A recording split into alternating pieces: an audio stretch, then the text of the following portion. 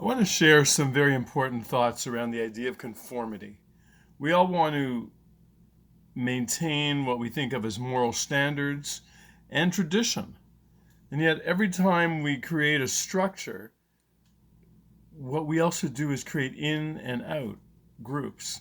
So, here are a couple of messages. One from the recently deceased Rabbi Lord Jonathan Sachs, and then two Midrashic ideas.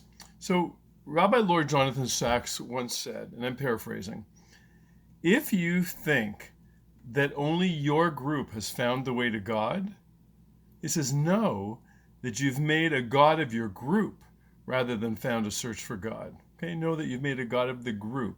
So it's not about you're finding the right way and the way, because there is no such thing.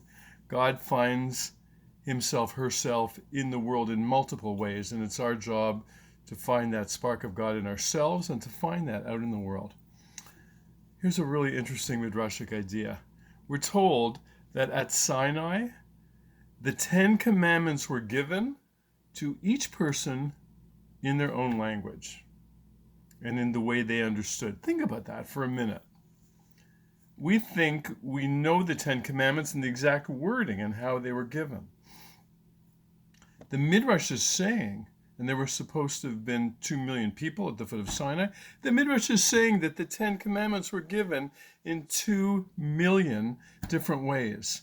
And behind, if it's a metaphor, what it means is that the 10 Commandments have to be in a way that each person can understand and play out in their lives. So 10 Commandments, 2 million sets. The idea is high moral standards, ways for the soul and the heart to understand the way that soul and that heart understands. The final piece I want to share here is in the famous story that we read every high holidays of the binding of Isaac. Abraham is, we're told, is standing there with the knife ready to lower it on his son as a sacrifice and make him a sacrifice. And we see the words, the angel calls Avraham, Avraham. He calls his name twice. And in the text, there's even a vertical line between the two Avrahams. So one interpretation is this was a fundamentalist act. This was a man who believed that his God had told him to kill his child. And that maybe the test wasn't would he follow the instruction that he thought he heard, but maybe the test was would he question what he thought he heard. And so the first Avraham is to shock him out of this fundamentalist trance that he was in, that this is what I have to do for my God.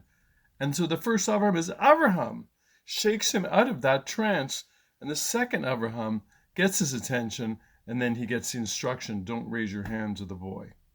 So running through all three of these things I've just talked about, this push-pull between conform, make a structure that gets passed down, and have spirituality, have divinity, have godliness understood in a way that speaks to each heart, hearts that we say have God's image in them. And it's looking like, from Rabbi Sachs and from these two Midrashic little stories, that there's certainly room to say, yes, we want the basic values, but absolutely yes, we find the way for people to inculcate those values in a way that speaks to them and works for them spiritually. Lots to think about. Take care.